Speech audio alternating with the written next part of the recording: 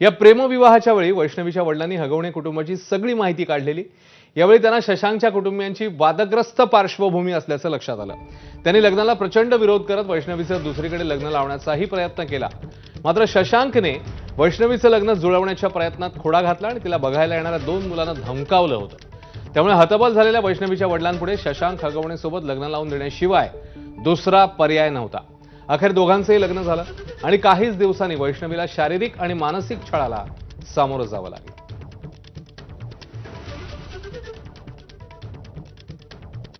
तळहाताच्या फोडाप्रमाणे जपलेल्या वैष्णवीच्या हट्टापुढे झुकत बापाने तिचं शशांक सोबत लग्न लावून देण्याचा निर्णय घेतला। मात्र हगवणे कुटुंबाने वैष्णवीला पैशाच्या हव्यासापोटी जाळ्यात ओढल्याचं लग्नाच्या दिवशीच स्पष्ट झालेलं। वैष्णवीचे वडील अनिल कसपटेंनी तिच्या लग्नासाठी मोठ्या प्रमाणावर आर्थिक खर्च केला होता। हा सर्व खर्च हगवणे कुटुंबाने बडेजाव करण्यासाठी आणलेल्या दबावातून वैष्णवीच्या वडिलांना करावा लागलेला। पुण्यातल्या सुसगावमध्ये झालेल्या लग्न समारंभासाठी कसपटे कुटुंबियांनी 1.5 कोटी रुपये खर्च केल्याचं आता समोर आलंय।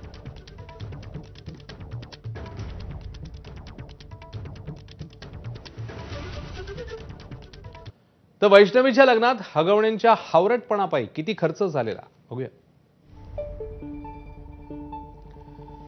आलिशान रिसॉर्ट बुक करण्यात आलं, भाडं होतं 10 लाख रुपये। लग्नाच्या स्टेजची सजावट ज्याची खर्चाची रक्कम समोर येते 22 लाख। तर 5000 पाहुण्यांना जेवणाचं निमंत्रण जेवणाचं देण्यात आलेलं। 1000 रुपये प्लेट प्रमाणे जेवणाचाच खर्च झालाय 50 लाख रुपये। पाहुण्यांचे सत्कारणी कपडे यावर देखील लाखोंचा खर्च झाल्याचं समोर येत आहे। लग्नाचं संपूर्ण नियोजन एका इव्हेंट मॅनेजमेंटकडे देण्यात आले। एकूण 1.5 कोटीचा खर्च वैष्णवीच्या वडिलांना करावा लागला आणि त्याच्यामुळे हगवणेंचाच दबाव होता अशी माहिती आता समोर येते। दरम्यान पुण्यातील वैष्णवी हगवणे आत्महत्या प्रकरणी अटकेत असलेल्या राजेंद्र हगवणे आणि सुशील हगवणेचा एक जुना व्हिडिओ व्हायरल होतोय। या व्हिडिओमध्ये बाप लेकाचा माज दिसतोय। घोड्यावर बसलेला सुशील माझ्या बापाच्या जीवावर हवा करतोय, तुमच्या बापात दम असेल तर तुम्ही पण करा असं व्हिडिओमध्ये बोलताना दिसतोय। त्याच्यासोबत वडील राजेंद्र हगवणे ही उपस्थित आहे। हा व्हिडिओ व्हायरल झाल्यावर संतापाची लाट पाहायला मिळते। लोक मला म्हणतात बापाची जीवावर हवा करतो, त्या आईला बाप माझा, मी हवा करेल नाही तर काही पण करेल, तुमच्या बापात दम असेल तर तुम्ही पण करा। तर वैष्णवी हगवणे आत्महत्या प्रकरणी आरोपी राजेंद्र हगवणे आणि सुशील हगवणे ज्या थारमध्ये बसून फिरत होता त्या गाडीचा मालक संकेत चोंधे असल्याचं समोर आलंय। धक्कादायक बाब म्हणजे संकेत याच्यावरही वहिनीचा छळ केल्याचा आरोप आहे। संकेत हा हगवणेंना क्रेटा गाडी देणाऱ्या सुयशचा लहान भाऊ आहे। 20 लाख हुंड्यासाठी सुयशच्या पत्नीचा छळ केला। तिने त्याच्या छळाला कंटाळून आत्महत्येचा प्रयत्न देखील केलेला।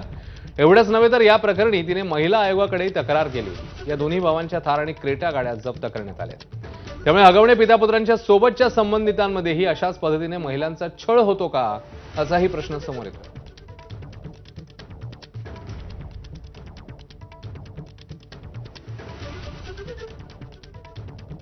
तर या संदर्भामध्ये हगवणेंना मदत करण्यास सुयश चोंधेच्या पत्नीने काही गंभीर आरोप केलेले आहेत। राजेंद्र आणि सुशील हगवणे फिरत होते, ते गाडीचा मालक आहे संकेत चोंधे आणि या संदर्भात काही गंभीर आरोप आता समोर आले आहेत। तर वैष्णवी हगवणे हुंडाबळी प्रकरणातला आरोपी सासरा राजेंद्र हगवणे आणि दीर सुशील हगवणे 5 दिवस फरार होते। अटक टाळण्यासाठी 22 मे पर्यंत दोघं विविध ठिकाणी लपून बसलेले होते। या कालावधीत त्यांना आसरा देणाऱ्या 5 जणांना बावधन पोलिसांनी अटक करून कोर्टामध्ये हजर केलं। या सर्वांना 14 दिवसांची न्यायालयीन कोठडी ठोठावण्यात आली आहे। अटक केलेल्यांमध्ये कर्नाटकचे माजी ऊर्जा मंत्री वीरकुमार पाटील यांचा मुलगा प्रीतम पाटील याचाही समावेश आहे। या प्रकरणामुळे राजकीय वर्तुळात एकच खळबळ उडाली आहे।